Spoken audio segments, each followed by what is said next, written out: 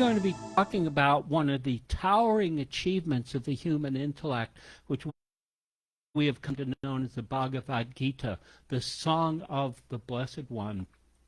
It is an amazing love song. It's a love song to the totality of the universe and to our individual place within that universe. It's a love song. It's a love song to the light and to the dark, to the profound and to the profane, to the good and to the evil. And ultimately, it's a love song to us, to the human condition, and how we find ourselves faced with existential decisions that are driven by competing responsibilities. We have responsibilities to family, to the universe, to our country, to whatever, our spiritual communities. It's about that, and it's about how we are to come to meaning in life. A meaning in life that is driven by what we'll come to know as yoga.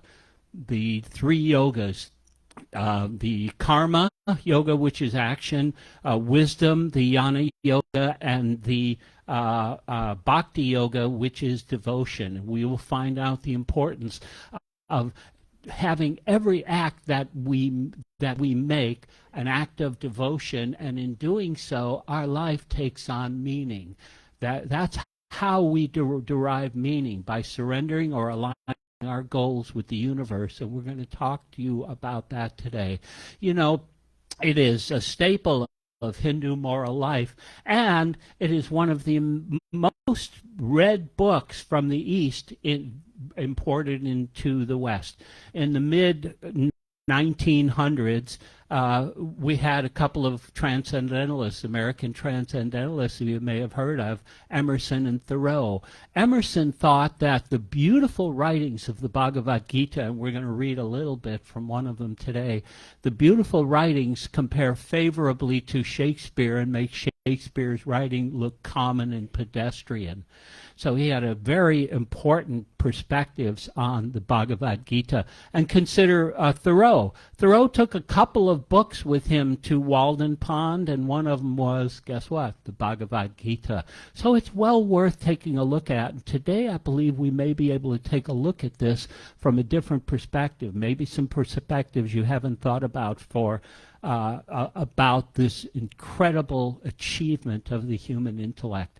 And we're going to talk about how it fits into the overall pantheon of sacred Hindu scriptures. And so I put together this little chart here. Now, we're not going to go into a great deal, but I want to give you an idea about where the Bhagavad Gita fits in with the overall idea about sacred scriptures in the Hindi tradition. By far, the Hindi tradition has more sacred literature than perhaps all the other world religions combined. It is massive, and they've been writing it for thousands of years. And we come to two different general categories, the Vedas, and by the way, Vedas, this means knowledge. So the first sacred category is Shruti, or what is heard. And then down here we'll get into Smriti, which is what is remembered. But let's take a look at the idea of what is heard. These are the Vedas, and again, Veda means knowledge. So we have the Rig Veda, the Sama Veda, the Yajur Veda, and the Atharva Veda. The Rig Veda is the knowledge of the verses. And so there are four different types of documents under each of these Vedas, and one is begin with the Samhitas. The Samhitas, in the case of the Rig Veda, it talks about verses that can be recited in the performance of certain sacred rituals. The Samhitas associated with the Sama Veda is knowledge of the chants. So there's verses and there are chants that are said together in these sacred ceremonies. And then we have the Yajur Veda, or the knowledge of ritual instruction. So it takes the Rig Veda and the Sama Veda and lays down information about how these are to be pronounced and how they are to be used in these sacred services. And finally we come to the Atharva Veda, which is knowledge of the priests. The priests have sacred, in Hindi social structure, it's based upon the caste system, and one caste is the Brahmas, and the Brahmas were charged with passing passing down information on an oral basis for thousands of years. And up until the mid-1800s, all of this was basically unwritten. It was our oral tradition, but the West found the universal truths that are contained within this stunning document, or stunning sets of documents, and they started to translate them into English for the West. That's how Thoreau and Emerson came to be acquainted with them. So we have the Samhitas, and then we have the Brahmanas, which are commentaries on the content within the Samhitas, and we have the Aranyakas. Those are the wilderness verses. The idea is that they are so beautiful and so sacred that they should never come into contact with urban populations, because of course there's more corruption, etc., within these urban populations. So we want to make sure that it doesn't get corrupted. These sacred writings are held. And then we get into the idea of the Upanishads. And the Upanishads are philosophical dissertations on these other writings. The Upanishads discuss things like Atman, the soul, the Brahma, those types of terms. So it's more philosophical. And so that is collectively the Vedas, an astounding collection of ideas. Many of them still have not been written, translated into other languages, and many of them are still an oral tradition. But what we're going to focus on here today is smriti, or what is remembered. And of that, we're going to be focusing on the Mahabharata. The Mahabharata is the great epic of India, and it contains within it the Bhagavad Gita. So the Bhagavad Gita is just a small piece, relatively small piece, of the great epic of India, which talks about how India was founded. So let's take a look at the Mahabharata to give you context when we start talking about the Bhagavad Gita as to where it fits. The Mahabharata, the great epic of India, tells the story of Bharata, or many people in the Hindu life would call it Bharat. Bharata was the founder of India, and he had two sons. One was Dhritarashtra, and one was Pandu. As it turns out, Dhritarashtra had 100 sons, while Pandu had 5 sons. Now we talk about the idea of succession. Well, Dhritarashtra was the oldest of the 2 sons, and therefore, in usual circumstances, he would be named as the next king. But he had a problem. He was blind. He could not see anything. And so Pandu, the succession was passed down to Pandu. But Pandu had his own problem. He was cursed. He could not, under pain of death, procreate, could not have a son. And so he went off into the wilderness, and without getting into the great biology about what's going on, he encountered 5 different gods who allowed him to bypass the curse and have these 5 sons, collectively known as the Pandavas. Dhritarashtra's sons were the Kauravas, right? So we've got the Pandavas versus the Kauravas, and that would be big trouble. So what they decided, here's what they decided, since they both had claims to the throne and they both had reasons why they shouldn't sit on the throne. They had a game of chance, and they played this game of chance, and the winner would sit on the throne for 13 years, and the loser would have to go into exile for 13 years. So at the end of this 13-year exile, the Pandavas come back, and we have Dhritarashtra sitting on the throne, and they want to claim their inheritance. They want to claim the 13 years is over, now it's our turn. Dhritarashtra says, oh yeah? So this was going to be a big war, and you could see the Pandavas here drawing their swords. They're very angry at the response that they got, because they are the ones that are supposed to be sitting on the throne after their 13-year exile. And sitting with them, not a member of the Blue Man Group, that is the Lord Krishna, the embodiment of all gods, the embodiment of the Godhead, so to speak. And he tells the Pandavas to hold your stay right now. Do not engage in violence, but a war is absolutely going to break out. And so we come closer to the beginning of the Bhagavad Gita, and right here here we start the Bhagavad Gita. The first scene, we see Dhritarashtra, the blind seer, sitting here with his seer, the blind king, sitting here with his seer Sanjay. And the opening lines, he says, Sanjay, tell me what my sons and the sons of Pandu did, wanting to do battle on the field of sacred duty. Field of sacred duty. He could say on the field of Kuru, on the field of battle, but he didn't say any of that. He said specifically the field of sacred duty. That's us. We have sacred duties, right? We have what is known as svadharma, our responsibilities that are placed upon us by our position relative to the universe, relative to other people, etc. We do have responsibilities. If we're a parent, we have responsibilities to the child. These are our svadharma. And again, the Hindi society in this caste structure, that in and of itself imposed responsibilities and duties on one, and so one had to fulfill their svadharma. And so he says, tell me what they're doing. So Sanjay sits for a moment and he imagines what's going on the field, and he starts to tell this story. He says, well, the sons of Pandu have a great army, and they have a lot of generals and a lot of heroes and a lot of very, very, seasoned warriors. But we've got a big army too. Your sons have a bigger army, and so they think that they're probably in pretty good shape for this battle to come. And so the scene switches. Imagine this is a motion picture, and the scene switches to the battlefield. It's a battlefield upon which we stand on a daily basis when we have to make existential choices among competing responsibilities. We have to make these choices, and we have to act. And so we hear this. Imagine if this is a video. There are thousands of warriors lined up on both sides, and there's a gap between them. And so they start to blow the conch horns, and they start banging swords against shields and spears against shields, and there's an amazing cacophony that rises up. And here's a beautiful metaphor about to appear here. We have Arjuna.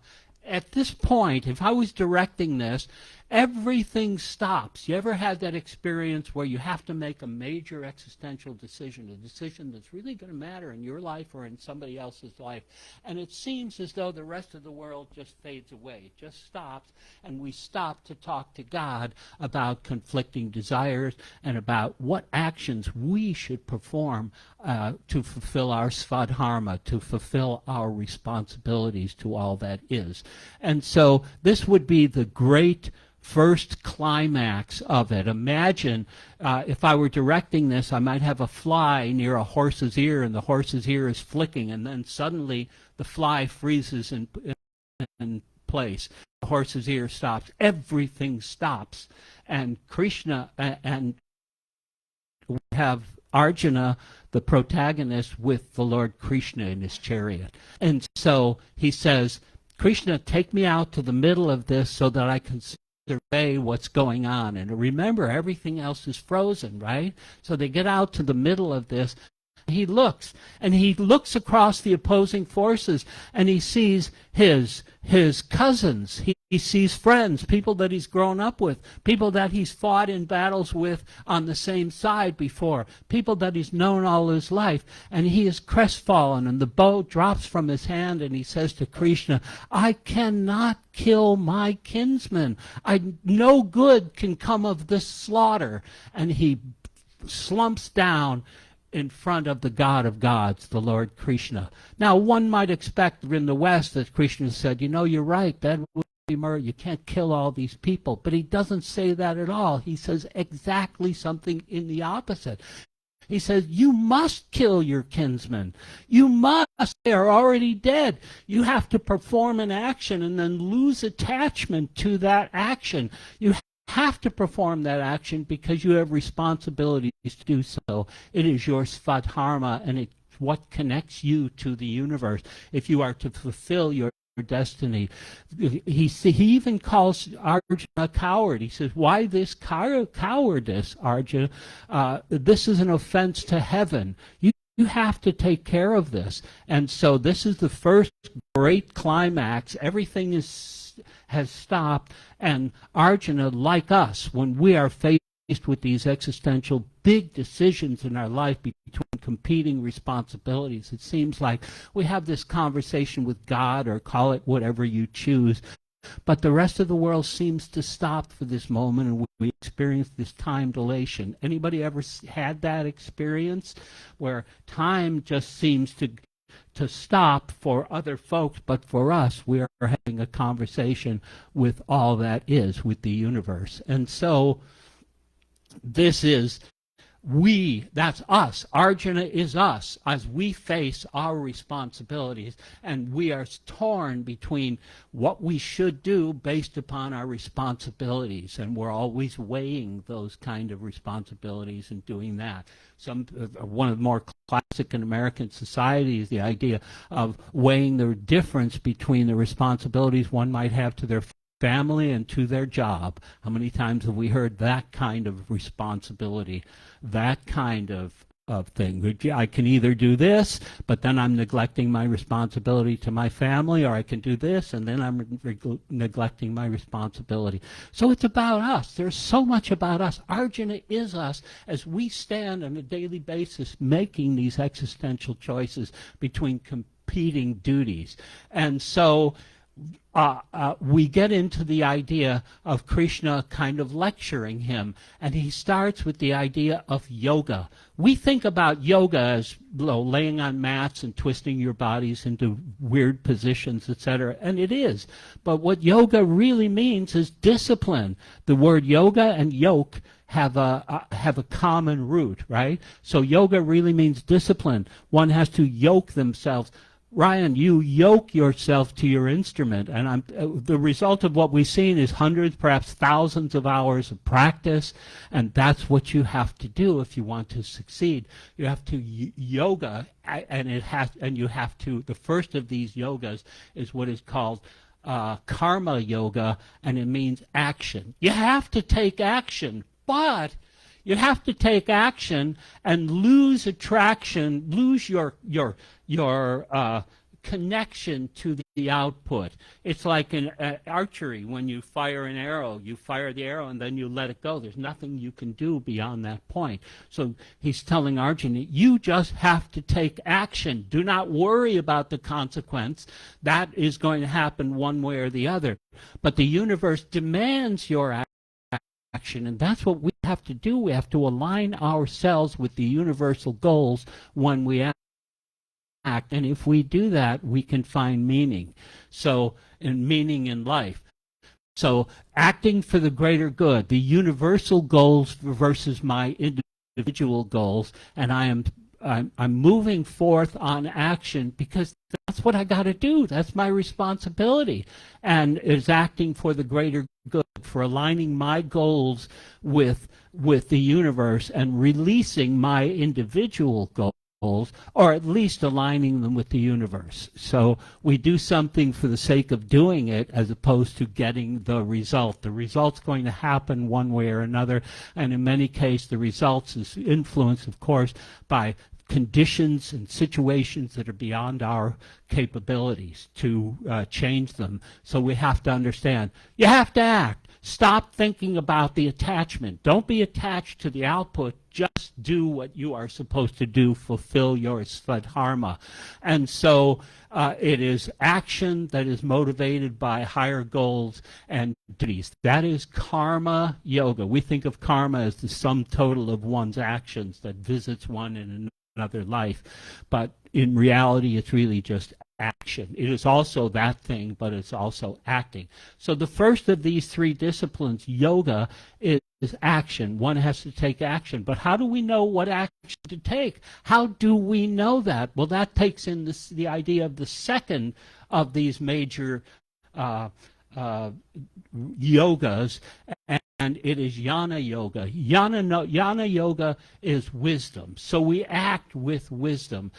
Our wisdom guides our action. Action without wisdom can be very reckless and perhaps dangerous. But wisdom without action is pretty meaningless, right? So you have to have both. You can have wisdom and do nothing with it, and it does the world no good.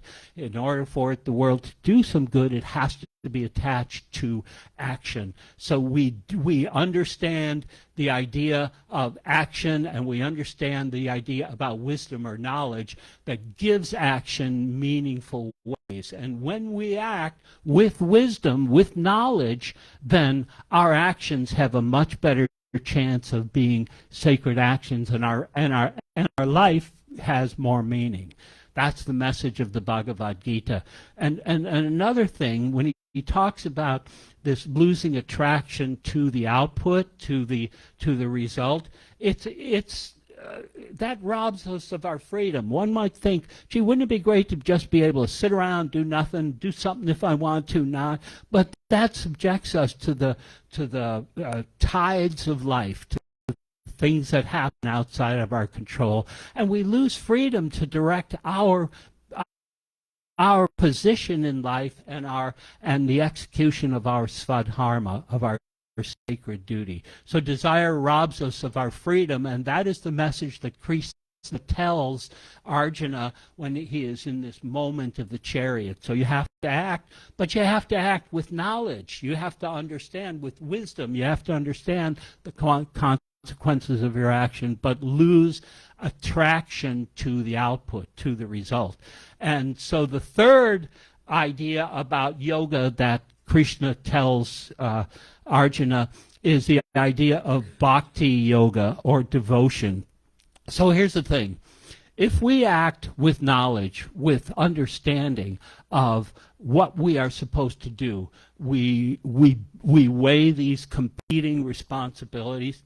This is us. This is what we do all the time. We weigh these competing responsibilities and we take action.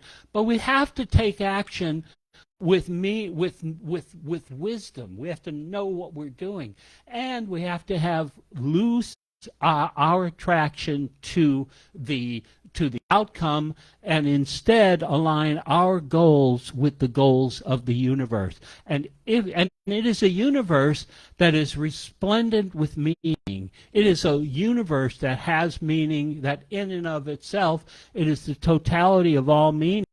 So when I am aligning myself with the totality of all meaning, every action I take becomes an action of devotion, and therefore every action I take has meaning, and my life has meaning in a transcendent universe that is already resplendent with meaning. I'm just aligning myself with that, and I'm making conscious decisions. And if I do that, I am living a life of bhakti, of devotion, and everything that I do has meaning. It's about how we get meaning in our lives through the idea about bhakti, and it's aligning our goals with the goals of the cosmos, and therefore we derive meaning because we are in unison with the universe. And so we come to so acting with wisdom, and therefore every act becomes an act of devotion. When we were doing the candles, we talked about those three yogas this morning very briefly. And so we come to the second major climax. This is amazing. This is the theophany. It is the second major climax. Excuse me. Theophany means an appearance of God by to an individual. So there's been many theophanies recorded in various sacred scriptures. This is one of the most astounding. It is the second major climax. And so Arjuna says, I understand everything you're telling me, my Lord, but when you talk about the universe, you have identified yourself as the universe. You are identical with the universe. And if I could just get a glimpse of your greatness, of what you really are, then perhaps I would understand greater. If you think I'm worthy, could you please let me see yourself? Could you reveal yourself to me as the resplendent Godhead that you are? And he's talking, for God's sake, he's talking to Krishna. Krishna is the embodiment of all gods, of everything, the totality of the universe. And so he says, okay, is this what you want to see? I'm going to show it to you. And at this point, where I'm going to do a short reading from the text. to give you an idea about what this is all about.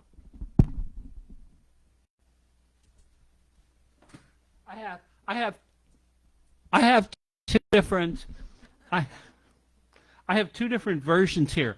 This is Stephen Mitchell, who I think is Byron Katie's husband, I believe. And in any event, this is the description of what is shown to Arjuna, and it reads, after he had spoken these words, Krishna, the great Lord of Yoga, revealed to Arjuna his majestic, transcendent, limitless form, with innumerable mouths and eyes, faces too marvelous to stare at, dazzling ornaments, innumerable weapons uplifted, flaming, crowned with fire, wrapped in pure light with celestial fragrance. He stood forth as the infinite God, composed of all wonders. If 1,000 suns were to rise and stand in the noon sky, blazing such brilliance would be like the fierce brilliance of that mighty self. Arjuna saw the whole universe enfolded with its countless billions of life form gathered together in the body of the God of gods. Trembling with awe, his blood chilled, the hair standing up on his flesh, he bowed and joining his palms spoke these words to the Lord. I won't go into what he spoke, but basically he said, my mind cannot comprehend this. Can you please stop this vision? It is all the horrors in the universe and all the beautiful things in the universe, and it is far too much for a human to be able to witness and still live. So please stop. And of course he did. Now I want to point out one quote that is very famous from what I just read. And it's this: if 1,000 suns were to rise and stand in the noon sky, blazing such brilliance would be like the fierce brilliance of that mighty self. Robert Oppenheimer used those words to describe what he witnessed on the first atomic explosion on July 16, 1945, and he witnessed this amazing explosion, and his mind immediately went to this text from the Bhagavad Gita. It is, I think that's very appropriate, because he was trying to describe the awesomeness, the amazing vision that he was seeing. And here we get Sanjay reciting this to Dhritarashtra about what the God of Gods said to, what the vision of the God of Gods as experienced by Arjuna. So that is the second major idea of the Bhagavad Gita. And so Krishna identifies himself as being identical to the universe, right? So if Krishna is identical to the universe, and we see that through this theophany that we just experienced, if we can align our goals with the cosmos, then every action that we take toward those goals is an action of devotion and connects us to the divinity, and that connection to the divinity of all that is what connects us to the universe, and it gives life meaning. So if you want to have meaning, follow the 3 yogas according to the Bhagavad Gita, and in doing so, every action we take has meaning. Our lives have significant meaning, transcendent meaning, and the meaning of the universe that is lies with the universe. And since Krishna is identical to the universe, we are then becoming a part of that universe. This universe could not exist without you. Be some other universe if you weren't here. But this universe, you are one piece of the totality. The Buddhists have this idea they call part-whole dependence, which means, consider this, a computer with a keyboard. Away from a computer, a keyboard is pretty useless, right? Maybe an interesting thing to play with or whatever, but it has no meaning. It gets its meaning from being integrated into the system. That's us. We get our meaning by the connection. People say, oh, I'm a mother, I'm a father, I'm an employee, I'm a this, I'm a that. That gives our life meaning, and if we recognize that that connects us to the universe, then the meaning that we have is a very sacred meaning, and our life takes on transcendent meaning because we are aligning with the universe that is already filled with meaning, and we are just recognizing our part. So basically what happens is Krishna tells us of a hidden dimension of the universe that is accessed through the three yogas, and if we exercise those three yogas, all we have to do is recognize this connection to the universe, and in doing so, our life is resplendent with meaning. That's when we talk about the meaning of life according to this epic poem, this beautiful piece of literature known as the Bhagavad Gita, the Song of the Blessed One. And so the idea here is this part-whole dependence. The idea is that the pieces gain their significance through their relationships with the whole. You gain your significance with your relationships with other components of the universe that are all around us. So we come to the end of our talk here, and I'm showing you, this is the pillars of creation. You ever hear of this? This is in the Eagle Nebula at 6,500 light years away. So we don't know what it looks like today. This is how it looked 6,500 years ago. So if you want to see what it looks like today, we'll take a short break, and then we'll come back, and maybe not. Maybe not. You guys have other lives, apparently. So how dare you? So in summary, what do we say? How can we kind of summarize this amazing story? And by the way, if you haven't read the Bhagavad Gita, I just highly recommend you take some time and make it a friend, because it's one of the most insightfully and so beautifully written poems that I've ever read. So what it's really all about is it's a vision of an individual life and a relation to the universe that is already divine, transcendent, and resplendent with meaning. And also, we claim our divinity and give meaning to our lives by recognizing that vision and by acting in accordance with it. The three yogas lead to a life of fully engaged action, so karma yoga, action, jnana yoga, wisdom, and bhakti yoga, devotion. And then we recognize our individual place in the universe, and just recognize that gives meaning to our lives. Giving meaning to our life was, for me, is coming here this morning and seeing the beautiful faces that are before me. I love all of you guys. And Marcia is waving her arm at me. Tell the parents, shut up, Paulette, time. So, okay. All right. Yeah, I won't wait for the hook. Instead, so I know you're thinking, if you just shut up now, that'd be great.